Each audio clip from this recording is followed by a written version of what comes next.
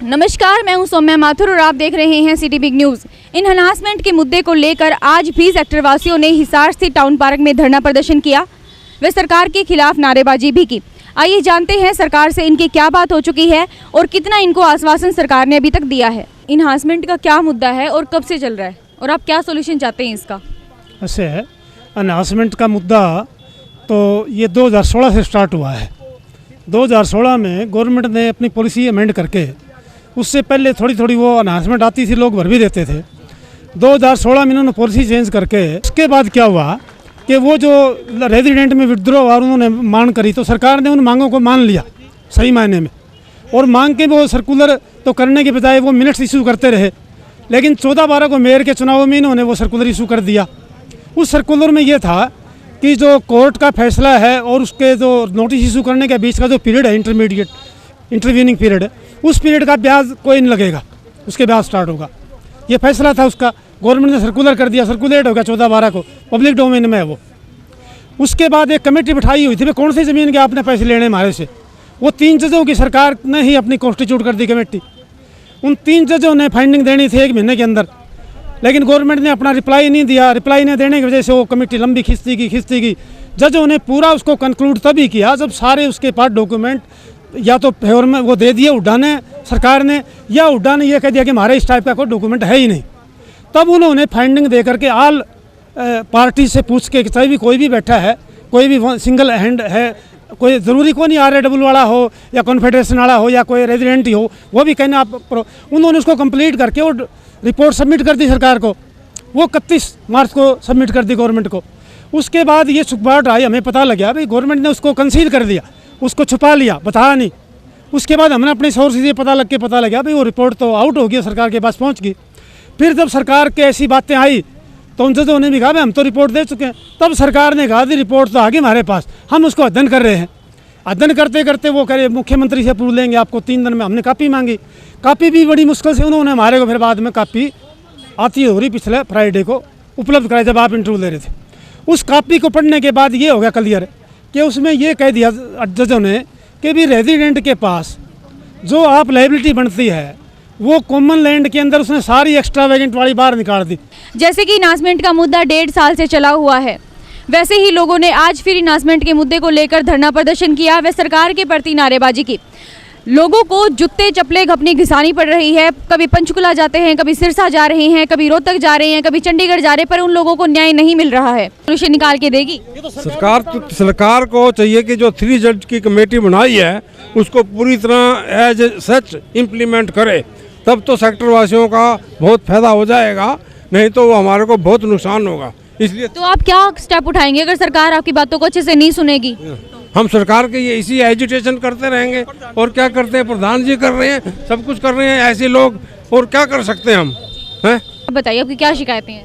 हमारी शिकायतें ये है कि हमने जो जजेस की कमेटी सरकार के कहने पे बनी थी, हमारी मांग है कि वो कमेटी के जो रिकमेंडेशंस हैं तद अनुसार रिकैलकुलेशन कराई जाए। और सरकार इस मामले में कई बार आश्वासन दे चुकी है, लेकिन पीछे हट रही है बार बार। उन्होंने 1-2 सेक्टर्स की बात करके कि पहले इनका करवा लेते हैं, और वो भी कानून के अनुसार नहीं करवा रही जो जजेज ने कहा है।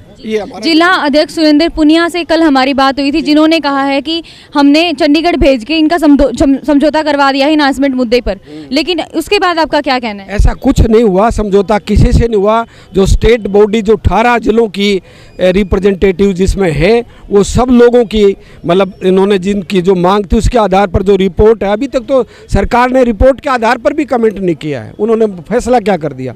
अगर सरकार फैसला करती है तो सरकार को कहना चाहिए कि हम जजेज की जो रिपोर्ट है उसको मानते हैं, लागू करते हैं और रिकैलकुलेशन कराते हैं। हमारा उनसे कोई वो दिक्कत नहीं है।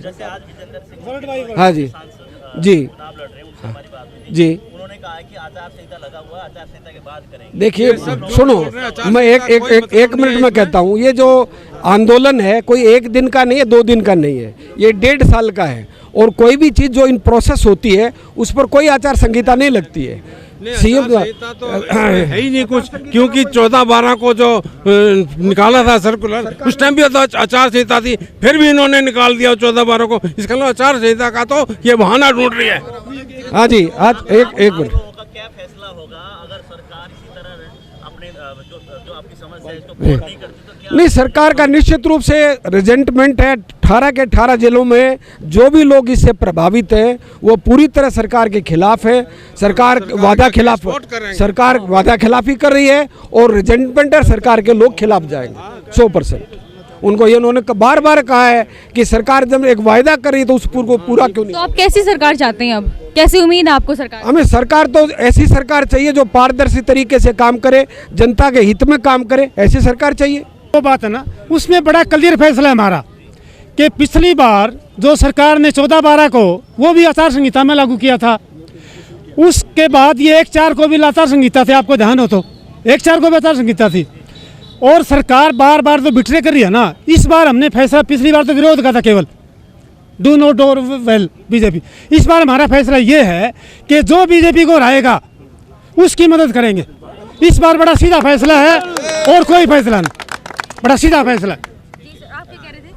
मैं ये कह रहा था कि ये इलेक्शन जब आता है तब जो ना बात कर देते हैं कि हम कैलकुलेशन करवाएंगे। हमारी कैलकुलेशन सीट 10-12 मिनट हो चुकी है। अभी ये रूल है, अभी ये रूल है, ये करके आ जाओ, आप टाउन प्लानिंग में जाओ, आप अकाउंट अफसर से मिल लो, आप फलाने से मिल लो, बार बार करते रहते हैं। और जब भी जैसे ही जींद चुनाव का इलेक्शन का रिजल्ट आया और हमको उधर से भगा दिया गया, बोला कोई कैलकुलेशन नहीं। इट मीन्स क्या?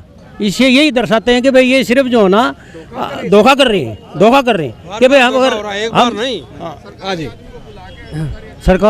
इस सरकार से हमें बहुत उम्मीद थी और ये आसियाना देने की बात करते हैं। हमारे आसियाने बड़े बनाए छीन रहे हैं और ये अपने कमिटमेंट से बार बार मुकर रही है। हमें बहुत दुख है इस बात का।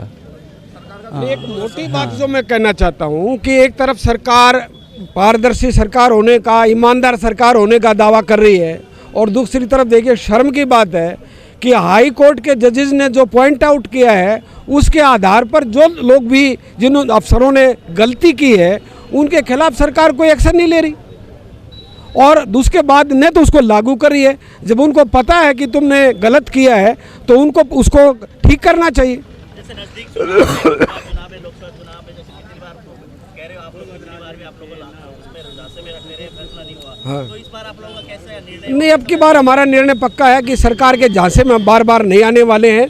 उस समय सरकार ने तुरंत नोटिफिकेशन जारी किया तो लोग इस बात से मान गए कि सरकार शायद ठीक कर रही है, लेकिन जैसे ही क्या नाम है वहाँ का इलेक्शन मेयर वाला कंप्लीट हो गया उसके बाद सरकार ने उसको विड्रॉ कर लिया। And this is a complicate case of deceiving. सरकार डिसीव कर रही है, धोखा दे रही है। तो आप लोगों का क्या निर्णय है? नहीं, हमारा निर्णय यही है कि निश्चित रूप से जितने भी सेक्टर्स के लोग, लगभग 1.5 से 2 लाख सेक्टर्स में लोग रहते हैं, सब लोगों का रिजेंटमेंट है इस बात का कि सरकार को हम अब की बार उसका जो उसने हमारे साथ धोखा किया है उसके खिलाफ जाए। तो कौन सी पार्टी को वोट दोगे सर? और जो भी जीतने वाला होगा, जो भी विनिंग होगा, बीजेपी को हरा सके, नियरेस्ट जो दिखे, जो ऐसा दिखाई देगा भाई ये बीजेपी को हरा सकता है, उस कैंडिडेट की हम मदद करेंगे without any affiliation of the party. कोई एफिलिएशन नहीं, सभी जाति। कांग्रेस से किसी से दुश्मनी नहीं है हमारी, सिर्फ इससे कि सरकार न्याय करे वो हम चाहते हैं। आपको वांदी आई फिर बरसात हुई, वहाँ पे लोग इतने इकट्ठे हो गए कि 500-600 आदमी इकट्ठे हो गए और वो जल्दी समाप्त करने के वजह से और ज़्यादा थे। वहाँ लोगों में ये रिजेंटमेंट थी कि इस बार इस सरकार ने जो बार बार वादा खिलाफी करी है ना, ये एक दिन की बात होती तो कोई बात नहीं थी। इतना गुस्सा था लोगों में, ये कह दिया कि इस सरकार को हराएंगे और ये बिल्कुल ही आचार संहिता कुछ नहीं। आचार संहिता में तो ये करते रहते हैं सारी आनिए। ये आचार संहिता तब लागू होती है कोई नई चीज़ लागू करे। अपने सर्कुलर इम्प्लीमेंटेशन नहीं हो रही, उसमें कहाँ आचार संहिता की? अधिकारी तो काम कर रहे हैं, आप सब कुछ कर रहे हो। तो वहाँ भी सोनीपत में फैसला आज हमारा कल शीर्षे है, आज यहाँ है और फिर हमारा पंचकुला है परसों। तो ये बाकायदा हमारा अभियान चला हुआ है। ये सरकार ने तो करना ही पड़ा क्योंकि सरकार लगातार इसने 5 साल टपा दिए झूठ बोलते बोलते। अब इस जाकर के लोग ये समझ सके कि ये वाकई में टरका रही है और लोगों में निश्चित हो गया कि ये सरकार जब तक बिल्कुल, अब तो वो कहते हैं ना हाथ कंगन को आरसी का, तब तक कोई तसल्ली करने वाला नहीं है।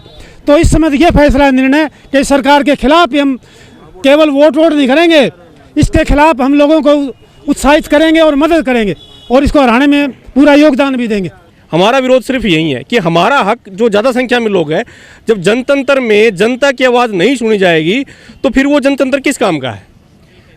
ये तो संविधान का पहला नियम है ना कि अब हमारा संविधान का संवैधानिक देश होने का फ़ायदा क्या है? फिर यही तो फ़ायदा होना चाहिए भाई, अगर जनता की आवाज़ है तो उसको प्रायोरिटी पर रखे सरकार, उसका जो भी समस्या है उसका तुरंत निदान करे। करीब 1.5 साल से हमारा आंदोलन है। ये आंदोलन कोई एक सेक्टर पर्टिकुलर हिसार का नहीं है, पूरे हरियाणा के 62 सेक्टर के अंदर जो है अनाउंसमेंट आई हुई है।